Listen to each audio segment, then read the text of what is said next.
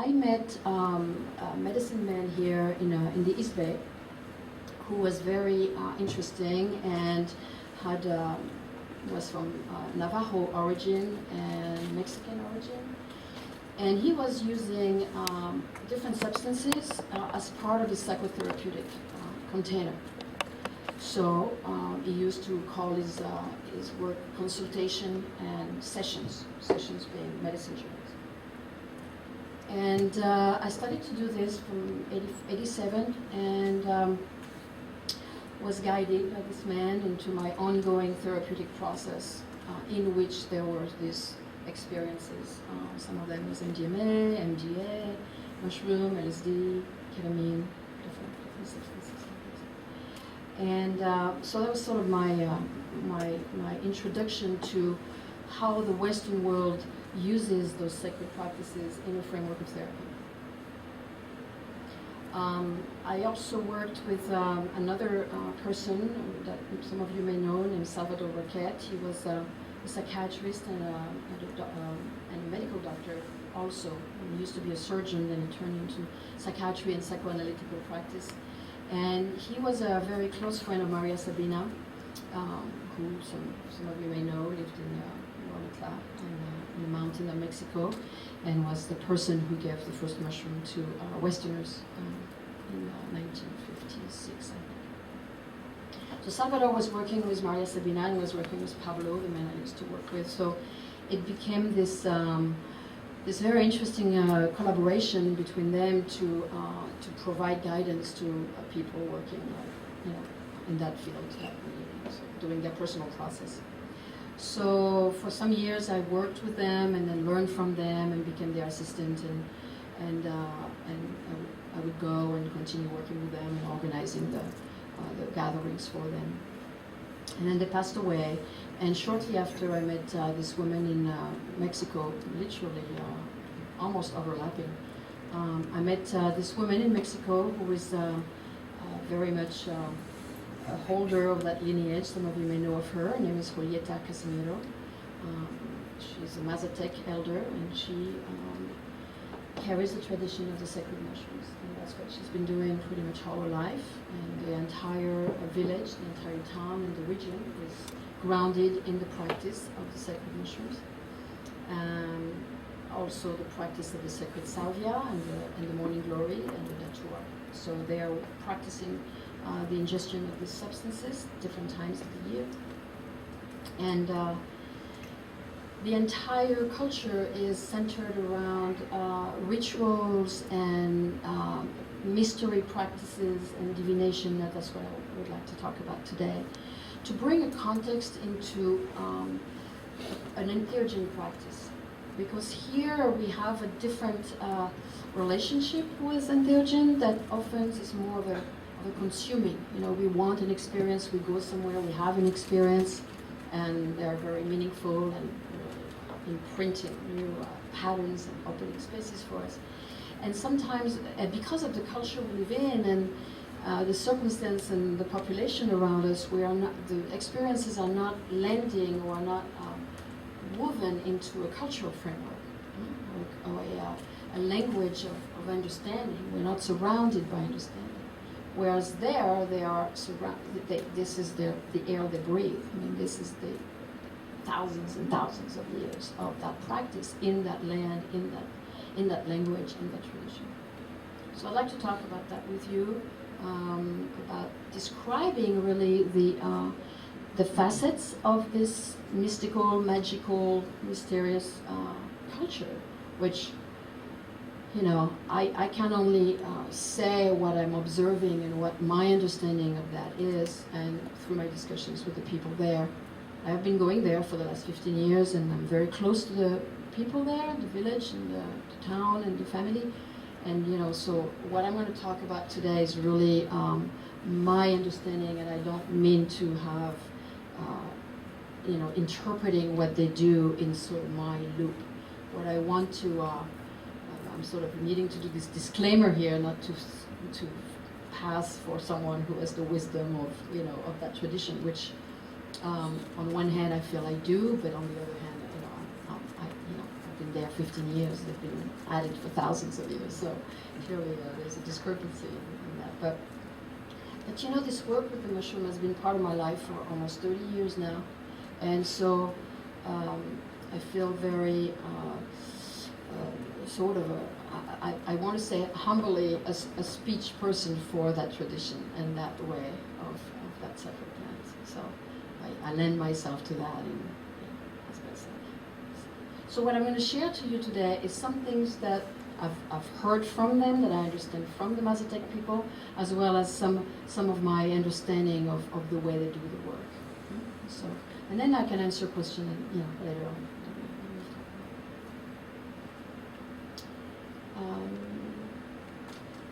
Okay, so I would like to invite you to close your eyes, please.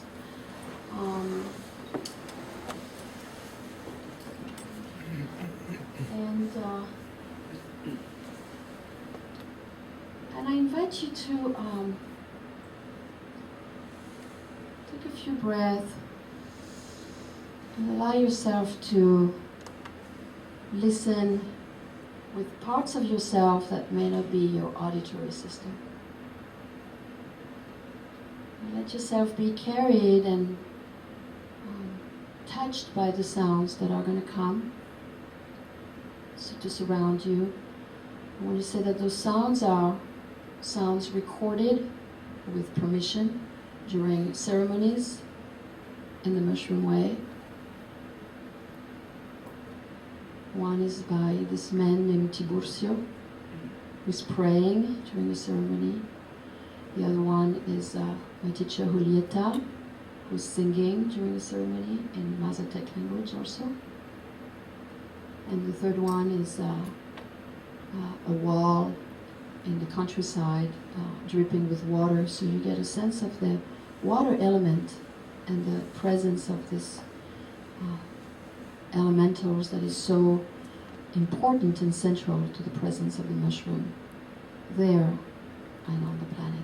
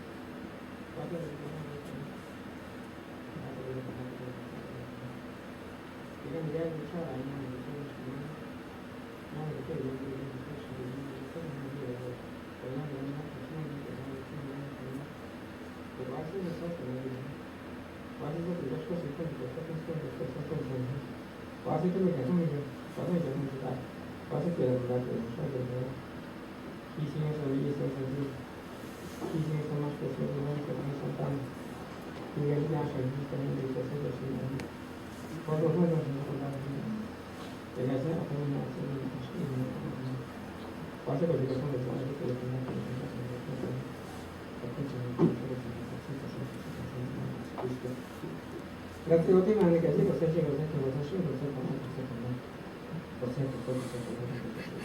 그렇죠. 벌써 그것도 생각해봐야 내가 솔직히 항상 다시 그런 얘기를 해서 내가 솔직히 하나 써주는 거 예를 들어 관념이 내가 궁금한 게 있다면 예를 들어 관념을 자세히 들으시면 게임하는 데 빠져 내는 거 써서 게임하는 데 빠져 내는 거 게임하는 데 빠져 내는 거 게임하는 데 빠져 내는 거 써 và xuyên qua công tác của nó như anh thì người ta còn đang làm thì là còn đang sẽ đi ăn cái này cái này sẽ đi ăn thì cái đó thì xong thì mình sẽ mình phải đi ra thì mình sẽ đi ra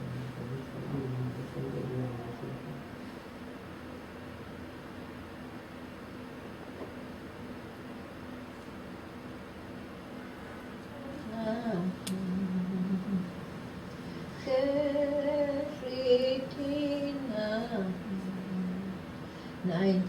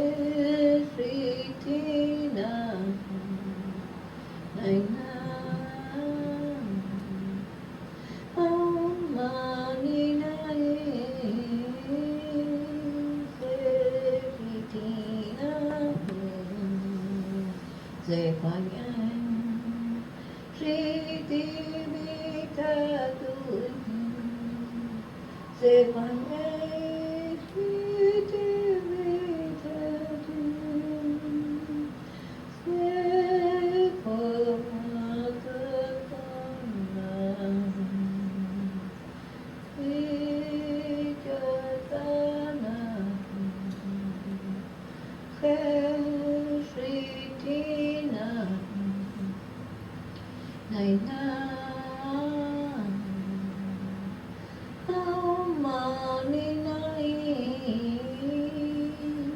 ke ri na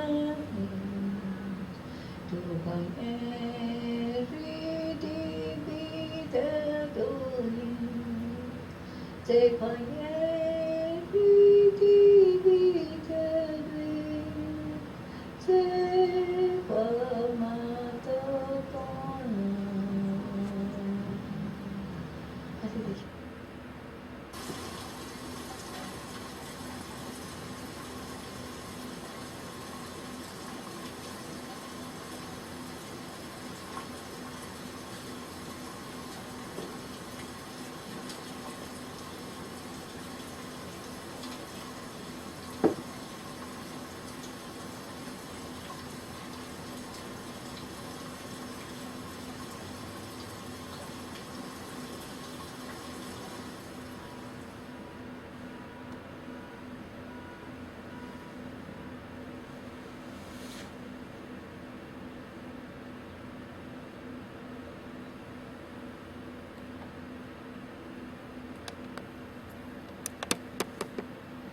Take a couple of moments to come back to this.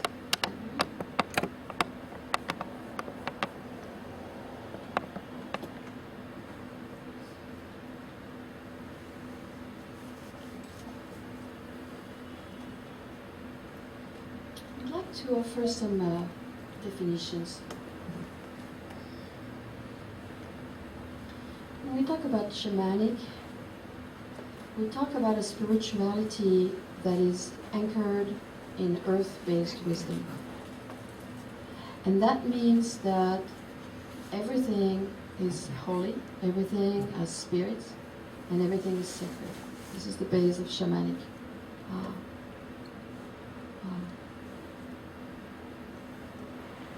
context. Practices that are connected with shamanism have to do with elementals, directions, and spirits that surround the place.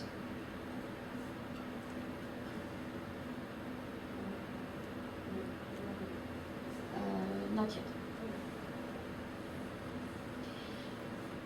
And then I'd like to define also a little bit the vocabulary here. That's part of the title of this talk, which is Mazatec Cosmology, Tradition, and Our Modern World. So when we talk about a cosmology in that context of a tradition, such as the Mazatec tradition, we talk about the way that tradition is oriented in relation to the universe. The way they feel part of the universe and oriented with the universe. With natural laws, with that keeps them in a place of order. It keeps them in a place of balance. So when we talk about cosmology, we talk about a location in regard to the universe. That's kind of what I'd like to offer as a definition for that terminology today. Another title we could do for this talk tonight is how to import or translate a cultural and spiritual framework for our shamanic practices of entheogenic nature. How do we import and translate those basic ancient practices into practices that we can live with, bring a context into our work, and that support our experience with entheogen. So I'm going to talk a little bit about the Mazatec cosmology as I see it, as I've been reflecting on the topic of the talk. I was in Mexico recently for quite a while, for about a month, in 2 parts, and I was able to really tune into the theme that Larry and I were discussing over email, and that was great to be there and really to the best of my capacity, capture what was really the meaning of that cosmology, what was really making them having this stability, this orientation in the universe. So the first thing I feel is important when we look at any culture, especially a culture that has an entheogen practice, is where does it happen? What is the land on which it happens? What's the topography? What does it look like? Is it a jungle? Is it the top of a mountain? Is it a more like a desert, full of stones and rocks, like Pachuma is, more associated with the high Andes? And so every entheogen has its own environment, and it's really interesting to see what characteristic the environment brings in terms of the personality of the people and who hold this tradition, and also the kind of journeys it makes, the kind of journey it produces. So I'm going to start showing some images of the area there. So the first image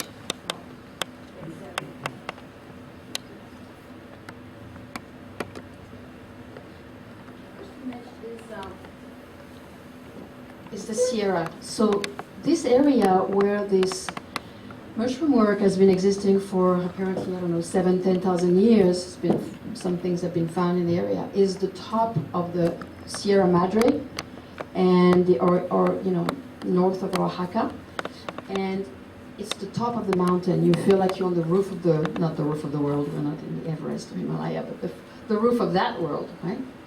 And Huautla de Jimenez, where this work is really centered, in Mazatec they call it Tejao, and Tejao means eagle's nest. Why? Because the Mazatec feel that the mushroom work is giving people a very wide vision of life, of their situation, or the problematic, or the spirit, as well as the very small details of life, of problems, and of healings. So you can look at a big problem and have a very specific small guidance, and that's typical of eagle's nest vision in the Mazatec tradition. So when we look at those, this is Huautla, I think. So Huautla de Jimenez is a small town sort of on top of the mountain, and so there's a lot of fog, and it's sort of the view is very wide, very vast, and so that gives, when we talk about the landscape, we talk about the vision that people, that culture has held as far as their solidity, the vastness of their capacity to see so vastly, so wide, as far as being very, very precise in what they do. This is the typical aspect of the Mazatecs. And when we describe the Mazatec, we start to understand how they hold the work and how the work holds them. How the practice of sacred mushroom ingestion. I don't want to call it work. They call it work. They call it trabajo. I mean, this is, or viaje, or travel. They call it travel. So the mountain peaks are very important as far as anchoring, right? And we'll talk a little bit later about the way every mountain peak has a name, has a spirit, has a boss, an owner, and every time you come close to that mountain peak, you have to relate to it. You cannot just walk onto someone's property, onto someone's body, without making relationship. So their relationship with relationships is really central to exchange of energy and the way they see the world. And then on the other aspect are the rivers. So the rivers and the presence of water, of course, in a land where mushrooms grow is tremendous. There's a lot of rain there, a few months of the year. The rivers are very much creating a sort of literally the blood of the place. There are a lot of waterfalls that you'll see in a moment. And the walls you heard a little bit ago is a drippy wall very close to this waterfall. And so the jungle is a subtropical jungle there. Mountains are covered with this very thick vegetation, and of course it's a land of growth and water. Mushroom being, of course, as you all know, a very powerful body that lives underground, and fruits. And what we ingest really are the fruits. We don't ingest the body. We don't ingest the organism itself. We ingest the fruit of the organism. So Mazatec consider the river and the water as the source of their divine communion, the divine sacrament. Mushroom being, of course, like our body, made of 80 to 90% of water, just like us. This is why it's considered, they consider the mushroom our children, or the children of the earth, just like us, because they're very similar to us in the way they are constructed. Another important aspect of that landscape there, are the caves. And the caves are important for a few reasons. One is it is known that this cave system under Huautla and in the region, there's different entrance to the caves in different villages around. It's the biggest cave system in the world. It's the biggest cave system in the world. It's very deep, it's very complex. There are lakes, there are waterfalls, there are immense chambers, and I was just visiting a cave recently. This one, actually, in San Antonio, it was very, very vast and very impressive. And so the Mazatec consider the caves the lungs of the earth. They call them the lungs of the earth. And this is where the earth breathes. So the relationship with the earth, again, between the blood with the river and the body with the mountain peaks and the forest, and then the caves as the lungs. So you can start to see how the land and them feels one. They relate to the earth as really a body, just like a human body. To access caves is a very big ordeal in Mexico, in that region, because the belief of the Mazatec is that there are very powerful people living in there. very powerful spirits, very powerful forces, and that you can't just walk in. There's a very complex ritual with cocoa beans that are offered. I put some on my little altar to show you. So the cocoa beans is the offering currency there. This is what they do. This is what they have to pay the spirits. And so entering a cave implies that one has to show respect and ask permission and make an offering, or else you could get hurt, or spirits could come into you and disturb your next journey because they are not happy with you, and you could be very, very agitated. So the practice of relating to spirits is very, very important, especially in the caves. When we went there in August, we went there with Jose, one of the son-in-law of Julieta, and his mother, Eugenia, Julieta's daughter, didn't want to send her son there. Said he's too small to deal with this. He's not ready to deal with this. He can't go to the cave yet. It's too powerful. He can't enter the cave. So, it's like this very big, you have to be an adult or prepared to enter the caves there. It relates also for them, with what Maria Sabina used to call the inside of things.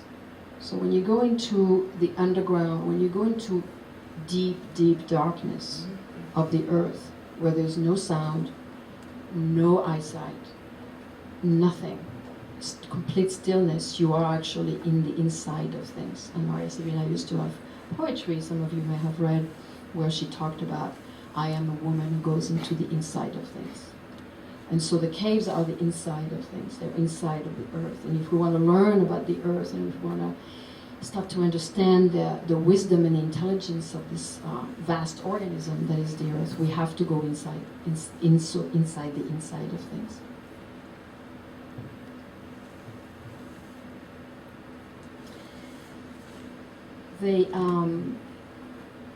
We can stay here for a little bit.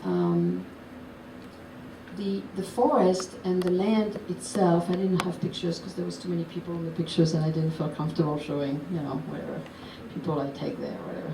I didn't have all permissions. But the land, of course, is extremely sacred because, as you know, the Mexican in general have had a relationship with corn that was very holy, right? We know how many sculptures of pre-Hispanic nature have been made with corn, hanging on the skirt of the earth goddess, right? There's many, many different traditions that have to do with relating to the first corn of the season. In Huautla, they have this this practice when the first corn is being eatable. They have in some parts of the countryside, not everybody and not all the time, but they have this ritual where they stay in for 4 days and they don't touch garbage and they don't wash, and they stay around the corn that is brought to the house, and they eat just corn for 4 days as a way to honor the god corn, the corn god and goddess, for having provided their sustenance, because that's the main sustenance that they have. So the land is very much, of course, they're farmers, right? They grow coffee, and they grow corn, and they grow beans, And so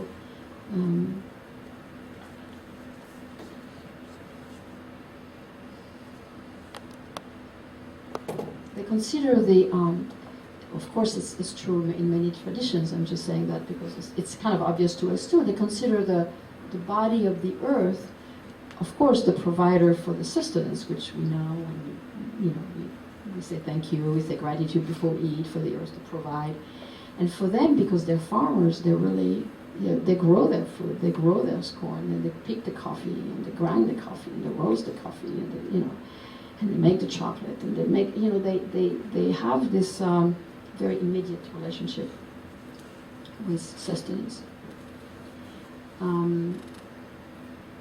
The rain is a very big presence there, as I said earlier, because for a few reasons. It grows the corn and it grows the mushrooms.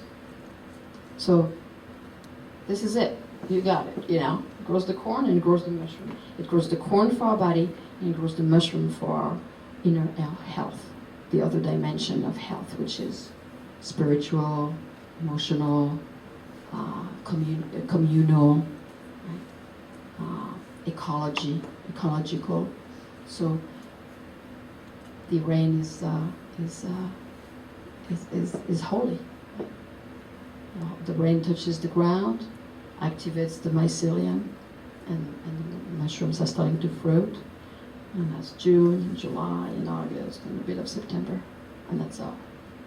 So during that time, there's a lot of activity, and there's a lot of people are journeying. People are going into their practice. There's a lot of people there practicing and taking the mushroom alone in the house. And it's very hush-hush, it's very private, but this is the time of the rain. And people journey with the sound of the rain all night, right? Because the presence of the water guides their experience. This is the sound that you heard. This is the sound that they surround themselves when they go into the experience. So the presence of the water is what creates the mushrooms. The other important parts of nature that they pray to and are very, very endeared to are the springs where the water comes forth. And it's very important for them because this is where the salvia comes from. Right? And as you know, all the salvia divinorum that has been displayed, scattered in the world through cuttings or tinctures, all comes from Huautla. There's not one salvia anywhere in the world that doesn't come from Huautla. The original plant comes from there. And it comes from where the water springs forth. And the idea of spring forth is also how they talk about the mushroom, as you know. Right? The mushrooms are the little ones that spring forth.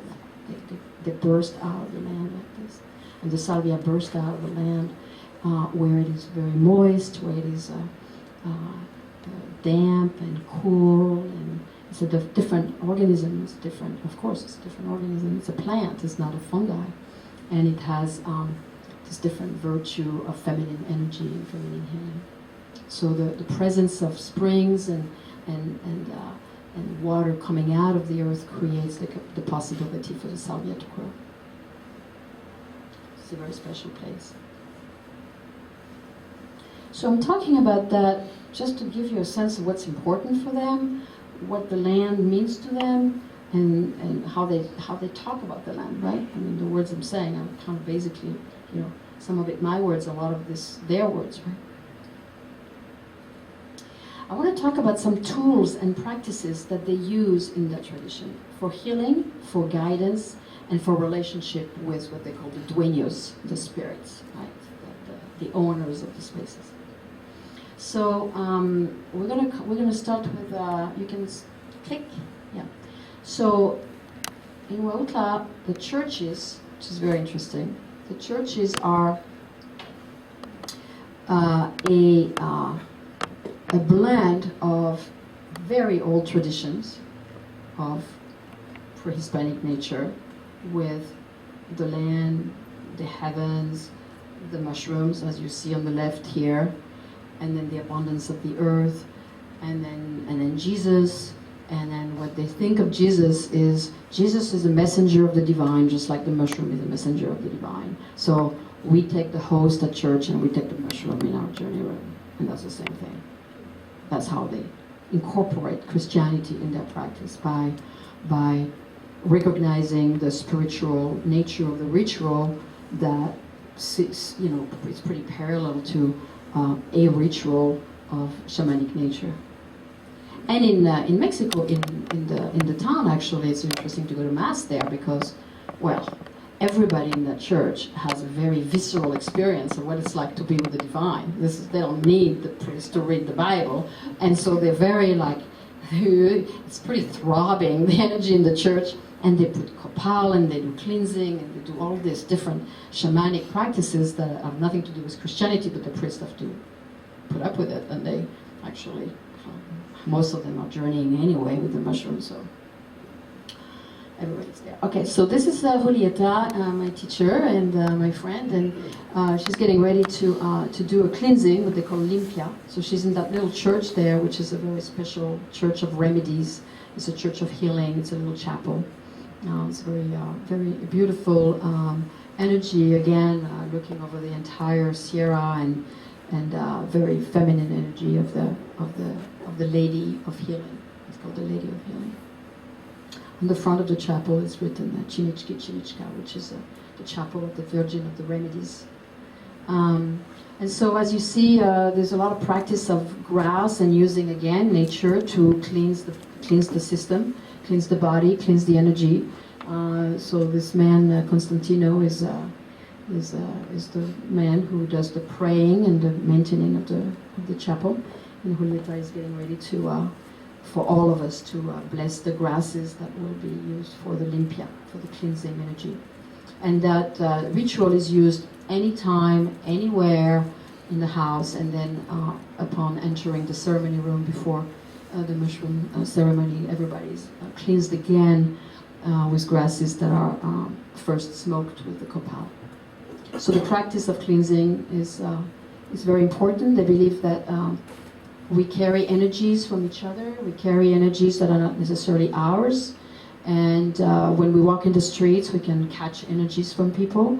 Not like they're bad energies, but they're just not ours. So they don't really say that it's bad energy or bad spirit that you catch. It's more, you want to stay as much with your integrity of your energy as possible in your life. So you want to cleanse yourself regularly to maintain a connection with your inner self. Another practice that's very important there is the ritual that happens at the top of the mountain. You can click. It's called.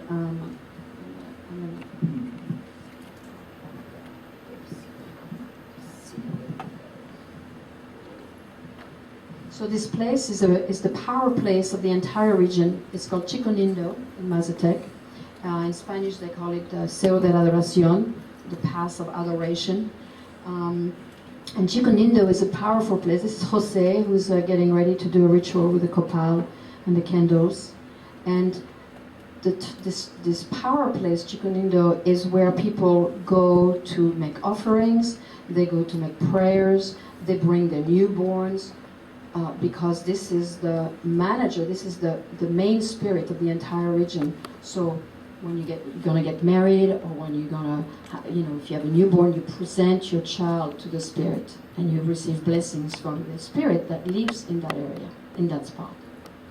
So it's a very powerful relationship with asking for blessing, asking for protection, and asking permission to then enter the practices of that region altogether. So here we have Alan. Thank you, Alan, for giving permission for that. So we have Alan receiving a blessing there at Chiconindo from Jose. So he's being cleansed by the grass, and this is how everybody stands in front of the altar and receives blessing. And this is we'll talk about him in a little bit. This is Tiburcio, the man you heard earlier, who was talking in Mazatec very rapidly during the ceremony. So Tiburcio was there one day and did a cleansing for all of us. And the relationship with Chico, as they call it, in a familiar kind of way, Chico. So this is a place where people come and bring cocoa beans as offerings. So there, Tiburcio is explaining the different places where people deposit cocoa beans and candles. And again, people go there because they believe, and this is really interesting, and we'll talk about it later, how we can translate that for us. But they believe that we need to make offerings. We need to create relationships. We can't just expect to be given something if we don't give anything. So the practice of exchange of energy and offering is really important, and we can be supported and we can be held within forces that are bigger than us. It's like creating a container for our inner experience. So we'll talk about it more later when we talk about translating those practices for ourselves. Any more of that? Oh, that's it? Okay.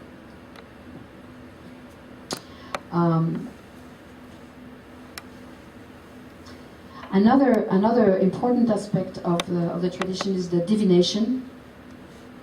And there's many ways of doing divination there. Some people,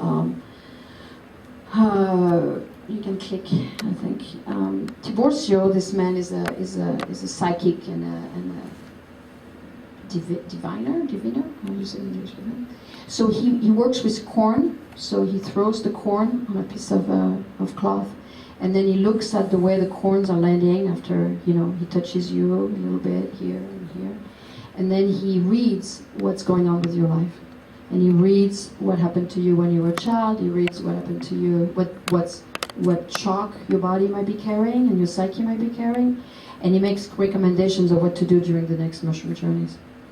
So he guides you into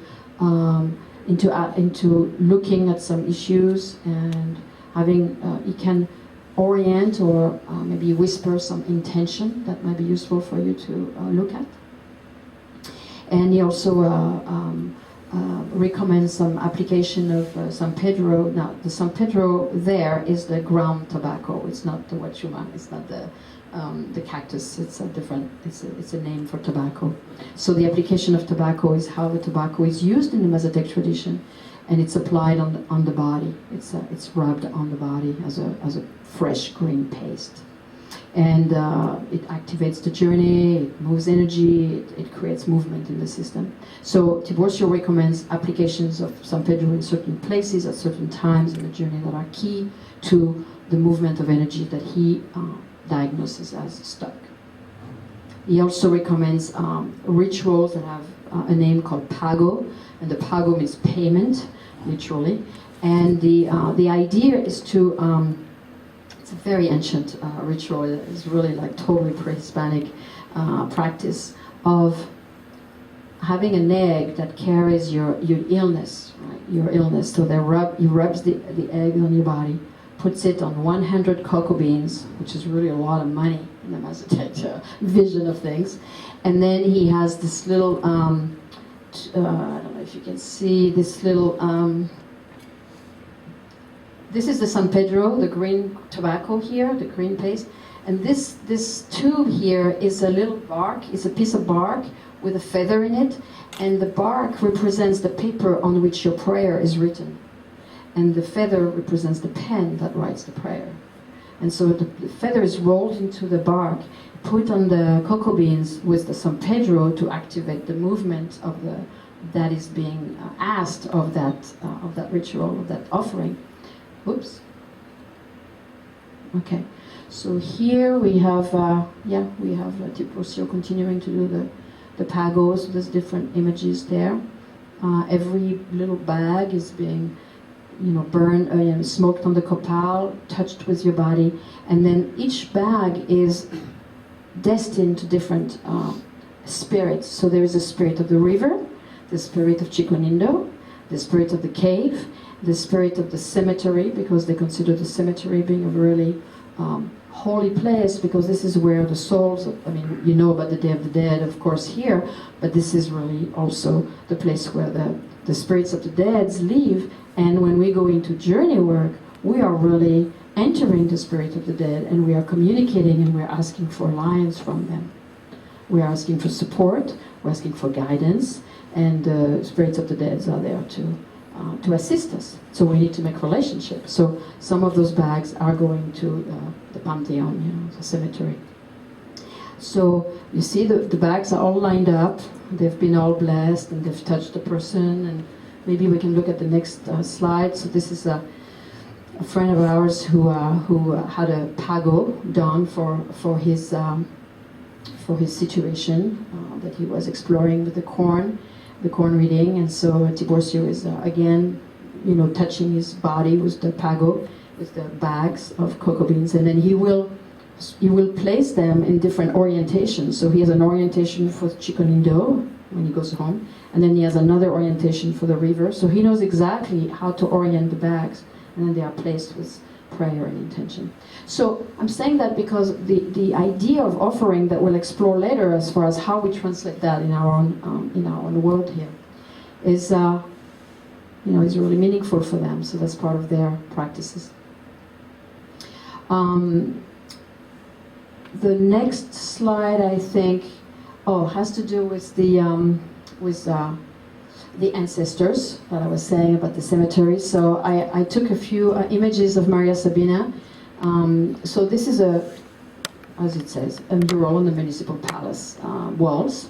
Her presence in the region is very honored. It's very celebrated, even though it was not, and she had a lot of problem when she brought the mushroom to the use of the Western people because of what went on in the town. It was a very big disaster. People did not behave well in the town as far as the Mazatecs were concerned, so she got very mistreated. Her house was burned, her son was murdered. There was a lot of violence going on against her. She didn't have an easy time. But she's honored as someone who was a mystic in the place. And so, okay, so this, can you go back one, Cinda? Okay. So I want you to see this. This is an interesting image because this is Maria Sabina in the place of the Guadalupe. You see that? How it's a copy of the Guadalupe, but she looks like the Guadalupe, but she's the Maria Sabina. And then she has rays around her, just like the Guadalupe, which of course, as you probably know, but I was just going to say it anyway, Guadalupe is the earth goddess. It's Coatlicue. They didn't know how to say Coatlicue, so they said Guadalupe.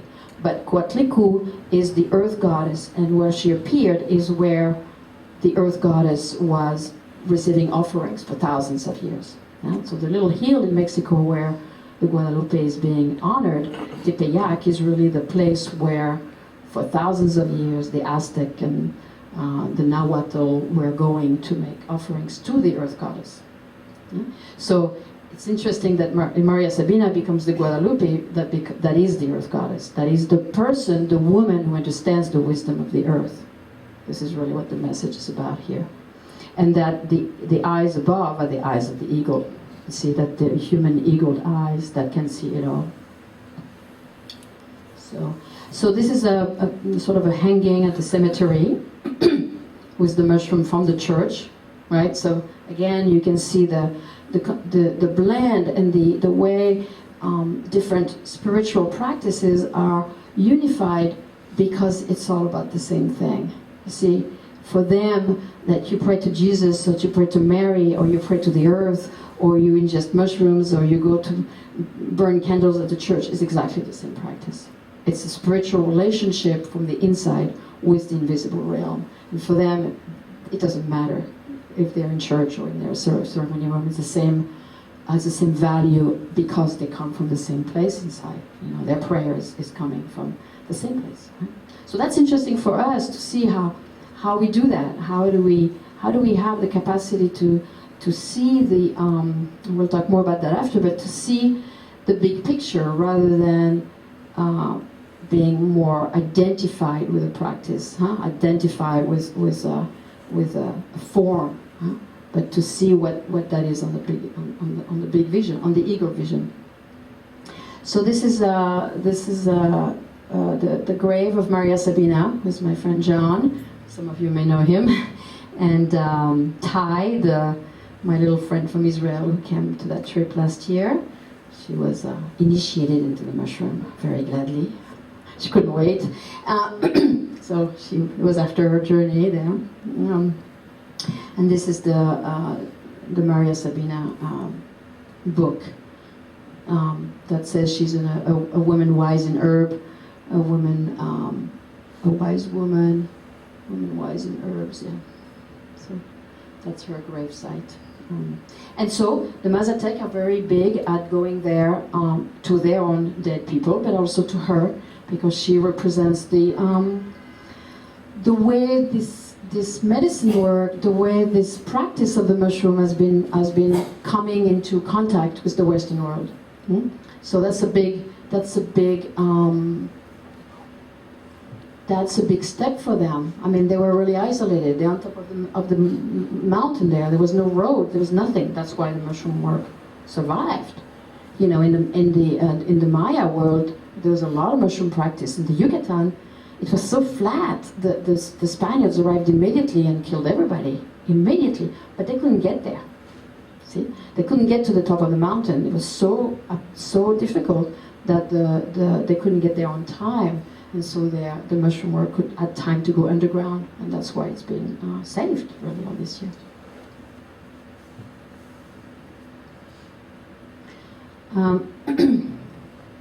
What's the next one? Okay, yeah. Let's talk about that a little bit. So this is Julieta. She's making San Pedro. She's grinding the leaves of tobacco, fresh tobacco, and she's making that with limestone and garlic. And then she's praying, and she's doing that on the metate, you know, the stone and the thing like this. And so the practice of San Pedro is interesting there because I think I have some here actually, because I never leave home without it. Or else.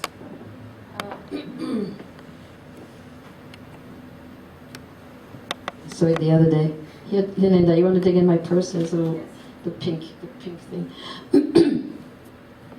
So the San Pedro is something that people are given to carry for protection, for empowerment, because if you keep the tobacco close to your system, you don't necessarily have to ingest it or even apply it to your body, but if you keep it close to you, it will speak to you. And it will, the plant spirit, the spirit of this organism will have an impact on you. So for example, every time I go there, and I have them all over my house, I get little package of San Pedro, this ground tobacco in there that Tiborcio gives me, and then I carry it with me. So everywhere I go, I have my tobacco present. So I'll put it in there. The children who leave home are given San Pedro, little bags of San Pedro, and they sew them in the lining of their jacket. So they have them with them all the time. The presence of the tobacco there in that way, they don't smoke tobacco there. They don't do a lot of that because their relationship with mushroom has a lot to do with earth and water, and not a lot with fire. So fire is not much part of it beside the copal and the candles, but they don't put fire close to their body in that way. You know, they don't ingest smoke like this.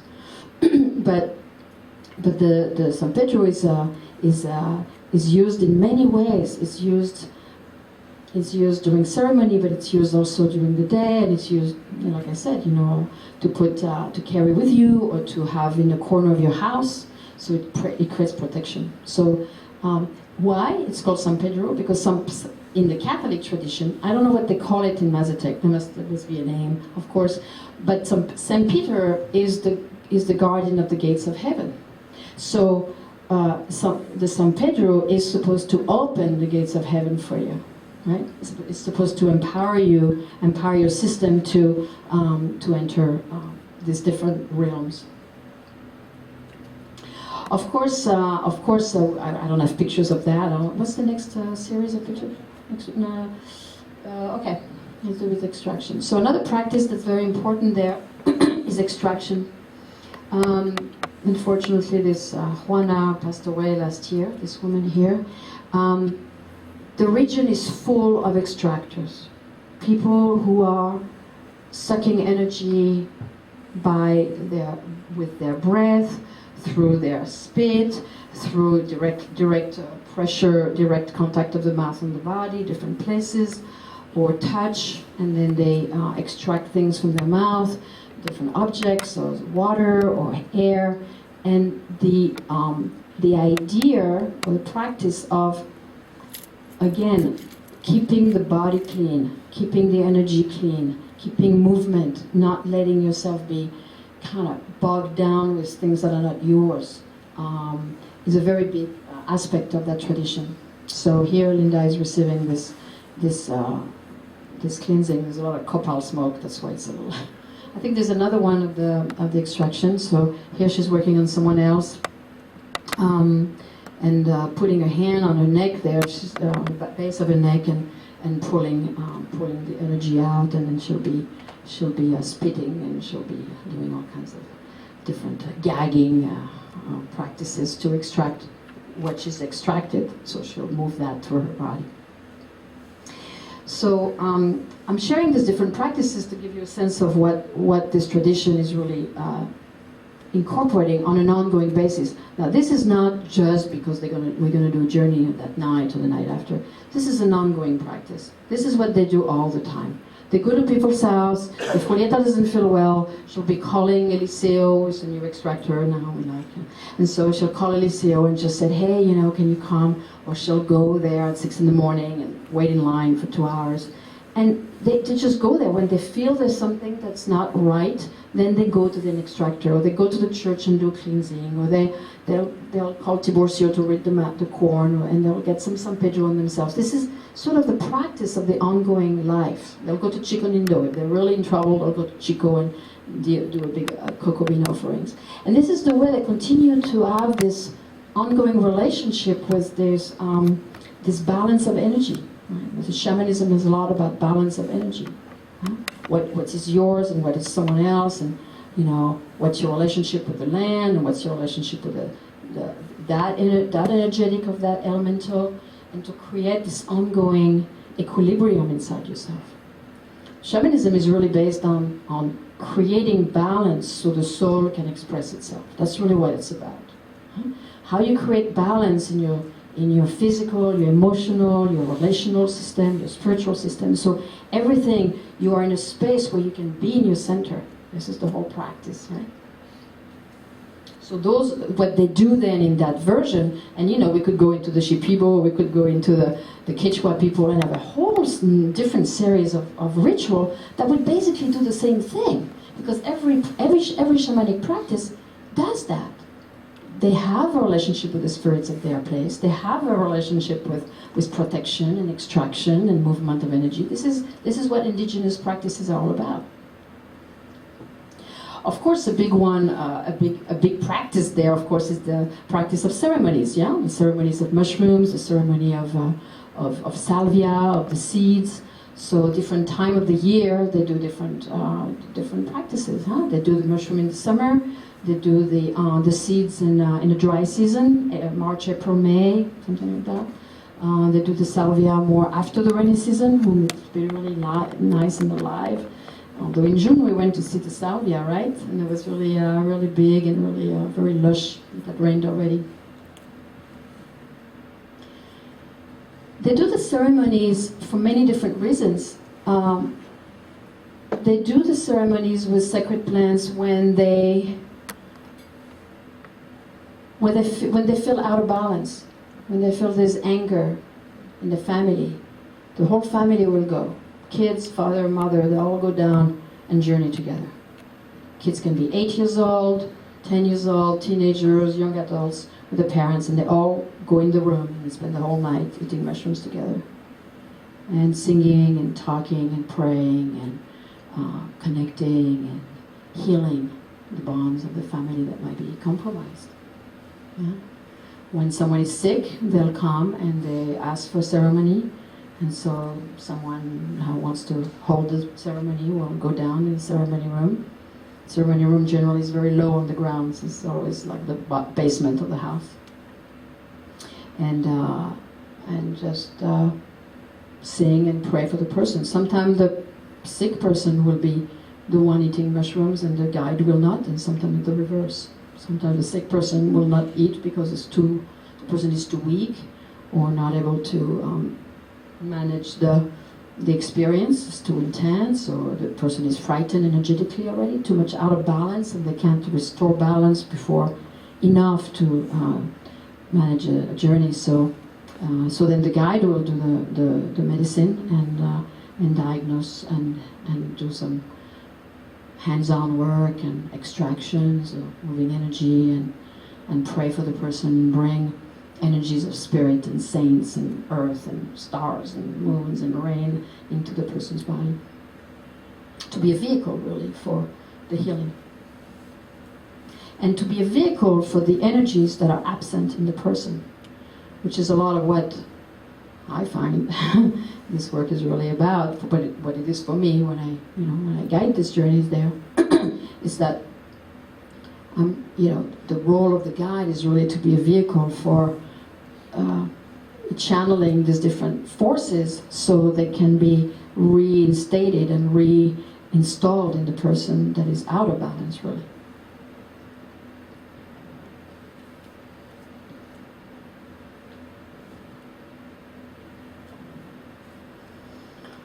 So these organisms like mushroom and salvia and the seeds that are called ololukui in their names, the morning glory seeds. You know, they're. I was tossing and turning these ideas and talking a lot with Linda about it the other day about that, and you know, it's interesting how they are both a message of the land and a path to the divine. It's an interesting combination. It's almost paradoxical how they can teach us about the immediacy of earth wisdom. Really, if we listen, you know, what is, they come from the earth, so we come from the earth, but because we're not so connected all the time, you know, we forget. So they are reestablishing this very interesting information wave coming into our system that we have been disconnected with, right? And they restore that. So it's the restoring information. And then at the same time, these substances are really, and not just this, I mean, I know it's true with ayahuasca and bachuma and, you know, many different substances. They are made to have us transcend our body. So it's paradoxical. On one hand, they restore our body, they restore equilibrium, and then they help us transcend it. It's almost like we have to have us to be able to leave us, to go out, to go beyond, to go in a place where we don't really exist. We are in essence, we are in a soul level, we are in a unified field of consciousness, but we're not really in this body anymore. But yet the body matters, because that's all we got to be the vehicle for this. That's all. We just have this body to transport the divine, or for the divine to be alive through us. But at the same time, we have to let it go. So mushroom is a lot about impermanence. It's a lot about life and death, and coming and going. I mean, you know, it's alive 3 days and then goes. You know, it gives its body back to the earth, right? So it's very impermanent. Very is the lesson in emptiness and form, right? Constantly. And so this is kind of what it's teaching us, the paradox between really being totally embodied, totally in balance, totally of the earth, totally erect, right? Totally there, and at the same time being totally dead, and totally beyond all this, totally beyond the visible and the matter. So we call them these medicines, right? These substances, they are really a translation of the divine in matter. And what's interesting, I find very interesting, is that that's exactly what we are also. We are a representation of the divine, right? We are children of the earth, we are of the earth, we are growing from the earth, and then we are also a vehicle for a different dimension. So we are, in fact, just like the mushroom, we are, or the medicine, we are intermediary people. We are bridging, we are connecting the essence of things with the immediate incarnation.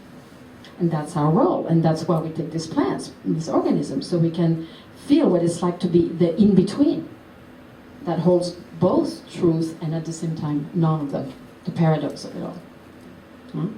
Learning and then forgetting, being and then dying, or channeling force, the force of the universe, and then being in existence in some way.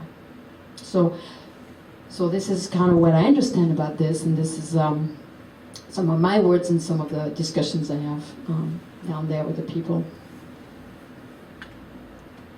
So then we become, in a way, I mean, it's like we become the translator of what we understand of the divine, and we each have our different language. I mean, there's not two people who understand the divine the same way, but that's fabulous because everyone is such a unique information center, with such a unique history and cultural history and experience and style and flavor and nature, and astrological background, and that we are all very, very unique vehicle to express the divine. And that's what's very fascinating, is to communicate on what it is for each of us. Right?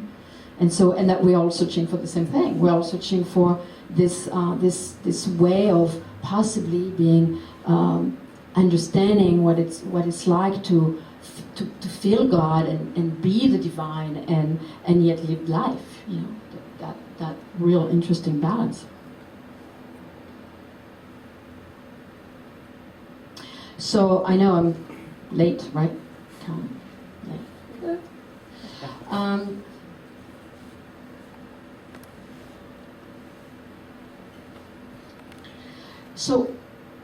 So I'm going to go into translating all this into our Western world.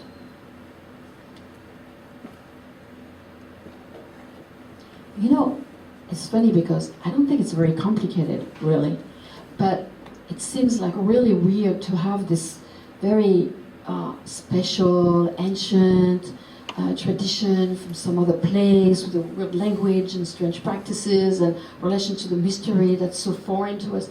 And then at the same time, it's so human, you know. It's so they're like us. They're confused like us, and they have practices, and they have family stories, and they have their struggle, and they have their hopes and their discouragement, and they have everything. And they're not like oh, so the Mazatecs are so great, you know. I mean, I lost my illusions about this a while ago. Thank God, right? Thank God.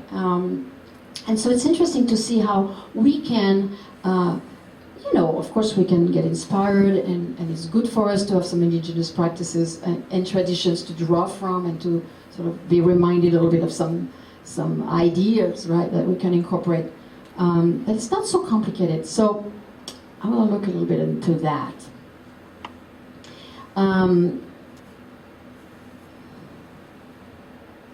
So let's talk about the spirits of the land, huh? When we were going through the different aspects of the Mazatec tradition, and we looked at the spirit of the land and how they relate to that. So, how is it for us to make alliance with the elementals? You know, to remember the elementals. How can we have a relationship with water and fire and earth and air? You know, this is available. I mean, we can go to the ocean and be with the water and breathe and connect with the water that is in us. We can be by the fire and recognize the fire that is in us. We can be lying on the land and feel the oneness with that organism that is us, not just there for us, but that is us. Huh? You know, so when we breathe, we can be really in mindful breathing practices, pranayama or different practices. We can really relate to air rather than how can I relate to air? I relate to air every moment when we're breathing. We just don't know it. We just don't pay attention to it. So I think that what I'd like to invite you to track as I'm talking here is, how does that translate for you individually? Huh? Could you imagine yourself, what do you imagine yourself being interested in doing to connect with water? What is interesting for you to connect with air? Huh? Do you go in the wind and feel the wind? Do you go on your motorcycle and feel the wind? I mean, that's fine. You know, do you breathe? Do you do some specific practices? Huh?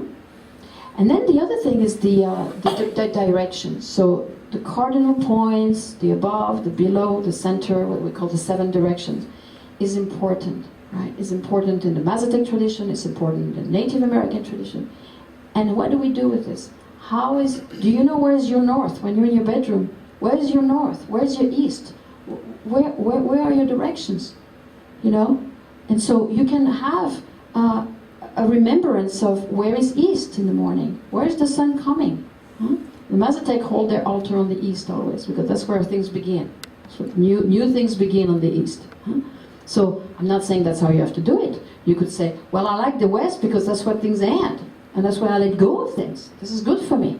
Or I like the north because the north is, you know, hibernation and quietness, and that's what I need really. So I'm going to make an altar to the north, at the north. Huh? or the south. I mean, everybody has different relationship with different directions. You don't have to apply, well, east is it because the Mazatecs are on the east. If it doesn't work for you, just do what works for you.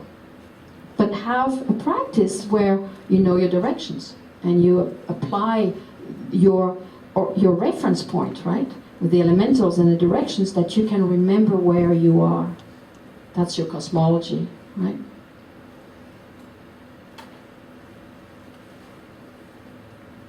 When we talk about the cleansing, right?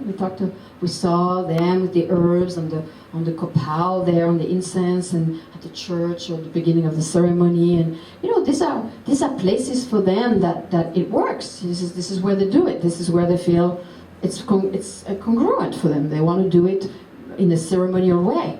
Well, you don't necessarily have to have a ceremony in order to cleanse yourself. You can burn some incense, you can burn some sage, you can put some earth on your body and then wash it. What is creating cleansing for you? What is your relationship with cleansing energy? Right? What do you use? What works for you? You can put lavenders. You can put, you can put some herbs in some leaves, soak leaves in a bowl, and then pour it on you, and have the spirit of that plant wash you.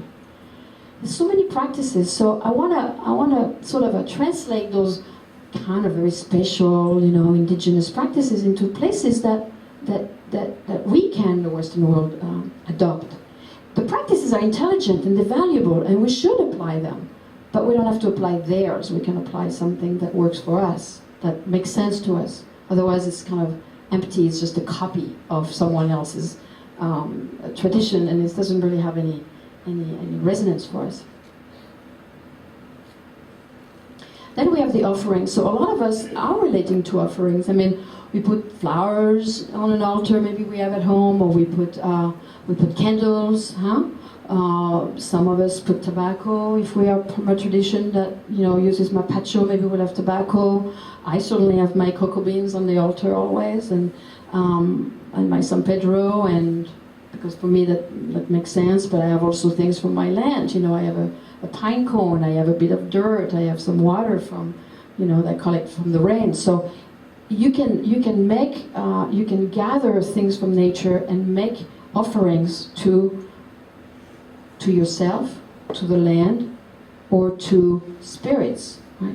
So what are the spirits of your land? If you're in San Francisco, maybe you're close to the ocean, or we're certainly close to the ocean in San Francisco anyway, so that's a big presence here.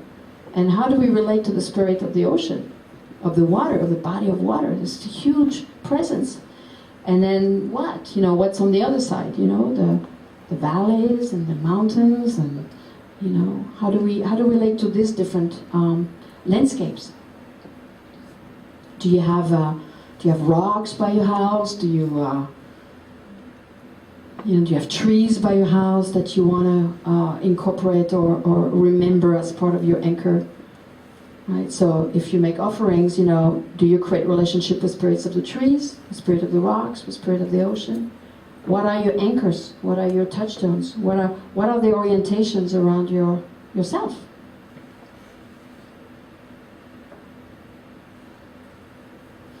There, they use the San Pedro for protection and empowerment. But here, okay, we can. If it's something that resonates for you because you're practicing a certain tradition, and it makes sense to have some sage, to have some sweetgrass because you're practicing sweat lodges ceremonies, or stone from the fire. I don't know. You can incorporate that, but we have also power animals. We have alliance with entities. We are with a tree, with a plant. Some of us are close to mint, or some of them are close to lavender, or some of us are close to cedar, or some of us are close to the owl, or to the bear, or to the eagle as an animal, as an entity that helps us in life. Huh? We each have a resonance with some animal kingdom people. Right? So again, your alliance, your place of empowerment and your place of being protected, feeling protected, has to do with creating this relationship with these different spirits, plant spirit, animal spirit, and we can do that in the West. We don't need to carry some Pedro around to feel protected. That doesn't work for us. Then we can pick something else for our protection.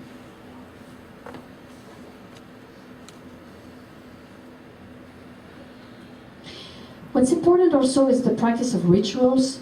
I think that in the West, I mean, this crowd here, I'm sure, has plenty of rituals, but a lot of people don't practice rituals anymore. Don't practice making an altar. Don't practice picking objects that mean something, where the altar is renewed and changed and reflects the ongoing evolution of the person's spirituality. So, the creation of an altar is a big piece of seeing oneself in the spiritual dimension. And what you put in an altar reflects you. It's how you see yourself through different objects, through different sculptures or colors or items. Then there is the idea of intention. So we can do all these things, we can do cleansing, we can do rituals, we can call directions, but what's the intention behind? Everything, it's all a matter of intention, right?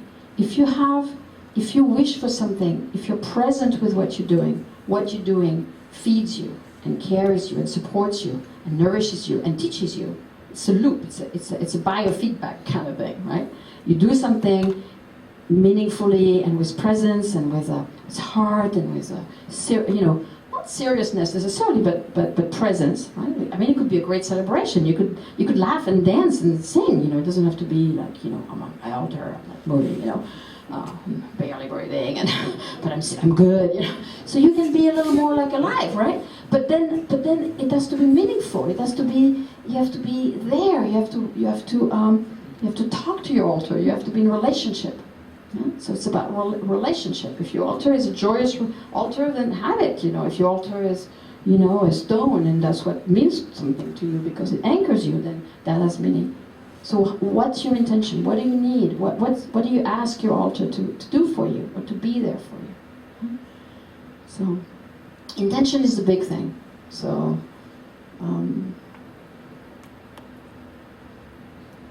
And finally, and I'm going to end there because Larry's standing up again. It's a sign. It's a sure sign. We closed school early today. Closed at 8:30. Oh, really?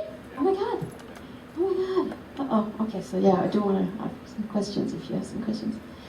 So the last thing is, in all this, what I learned the most about my time there in Mexico is the humility contrasting with the meaningfulness. So what's fun there, people are really fun. They don't take themselves too seriously. But at the same time, when it's time to do ritual, and when it's time to be, to mean business, they mean business. But then there's a lightness of being, there's playfulness, there is simplicity. The human contact, the cracking jokes, the goofing around. This is part of the love, of the tenderness that we share. But then when it's time to do something really meaningful, like sitting at the altar and eating a plate of mushrooms, nobody's laughing anymore. I mean, not because it's not fun, but because we are entering a different layer of relationship with the divine and an examination of where we are. So part of it is humility, having the humility to be receptive and the vitality to be celebrating life. So what I want to leave you with is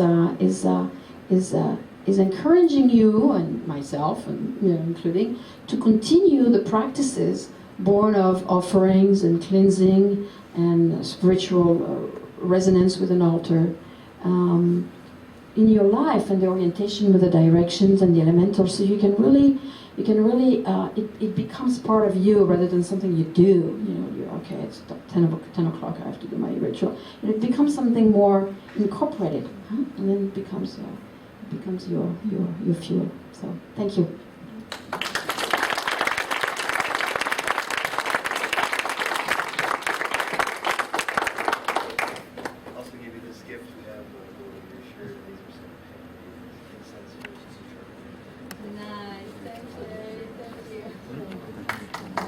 So we have maybe time for one or two questions. I'm going to have a little remote microphone, so just raise your hand and I'll come right over to you.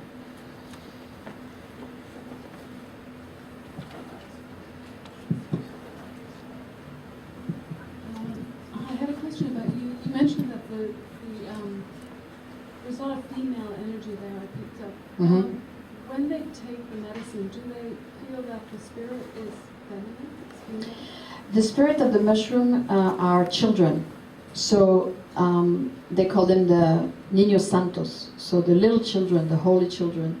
And they call them like this because they're very young. You know, they just grow and then they, go. They grow and go pretty much. And so they call them the children. So the spirits of the mushroom are very children-like, very innocent, very simple, and very clown-like. They're also called the little clowns. That being said, a lot of the tradition there is being held by women, and most of the ceremonies are held by women. There are some exceptions, and Tiborcio is definitely an exception. He's a wonderful ceremony man, very, very powerful and very simple, but very powerful. But most of the ceremonies are held by women there. It's more of a female tradition. You spoke a little bit about the traditions around the picking of corn and the ritual and kind of the intention around that, and I'm wondering if there are any parallel practices or things that go on with the picking of the mushrooms or even the cocoa beans. Mm-hmm. Well, the cocoa beans are bought on the market, and I'm not sure exactly about that. There's a lot of tradition about picking the coffee, because coffee is the only drink there. I mean, they drink coffee from the morning till the end of the day.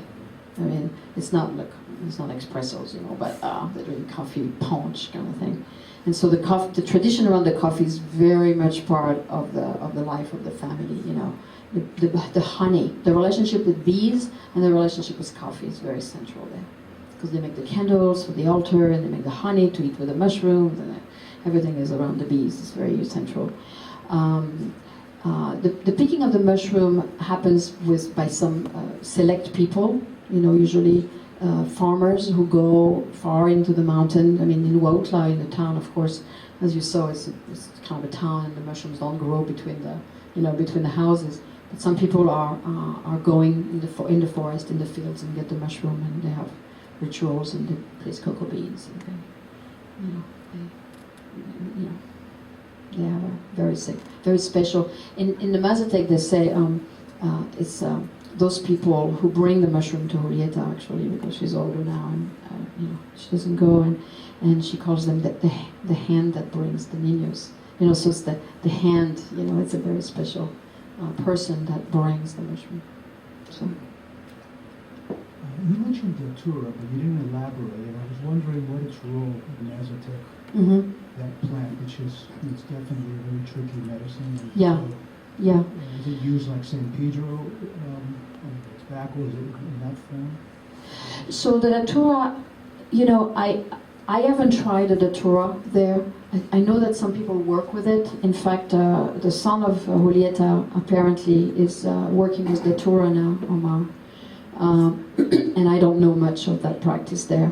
Julieta, I spoke with her about that because it hasn't been very much part of my reality all these years I've been there, even though it grows everywhere. I mean, it grows everywhere, right? I mean, everywhere. And she'll bring some. Remember, Alan, when we were there, she had this big datura bunch that she was taking home. I don't know, she was maybe wanting to do something with it, but She talks about datura, that it's a very dangerous plant and one that can take people into crazy places. So she doesn't practice it personally, and she speaks of it with great reverence. But she says it's very tricky. It's very tricky. It's very dangerous. So she's very kind of hesitant about it, and so it's something that hasn't been revealed yet in my relationship with the people there.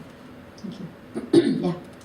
I wonder how is it practiced with the children? Have you ever spoken to children after the experience? Yeah. Or what's it different? Do they look forward to it for the next time? Or Yes, the children are very happy to do mushrooms there. So what's their experience? What's going on for them, either physically or spiritually, or? Well, the children are, of course, they take a quantity that's, of course, appropriate for their size and age, and the parents are there, and they are held, or they are close to their parent, and they are. I remember talking to some kids there in the family, some grandchildren that had been coming through and doing mushrooms, and they. I remember this little girl, my sort of goddaughter there. She said, "Oh yeah, I see very beautiful things. It's very nice. It's very nice. I love it. I see the angels, and I see spirits, and I see the animals, and I saw the spirit of Qigong." So that was a very, very big deal. And so they're very in wonderment with it. They don't go into their process. They just like some of us. It's just kind of the medicine takes them where it's good for them to go, into this place of opening and wonderment and spirit. Yes? Are there any political problems with what they do relative to the country that they're in? So the practice of mushroom is allowed in the region where they live. It's a little fuzzy where it stands as far as legality, but it's a accepted indigenous practice in that region. Just like the witch-holes have their accepted practice in their region, the mushroom is the same in that region. But for example, if you go to Mexico, if they, the Mazatec, travel to Mexico City with a mushroom, they're in trouble. They can be in trouble. I mean, I think that they can say that they are Mazatec and that they have the right to carry this because this is the sacrament, but legally they're not supposed to carry the sacrament outside of their region. Well, thank you very much. We have to close up, so thank you everyone. Thank you, Francoise. Thank you. Thank you.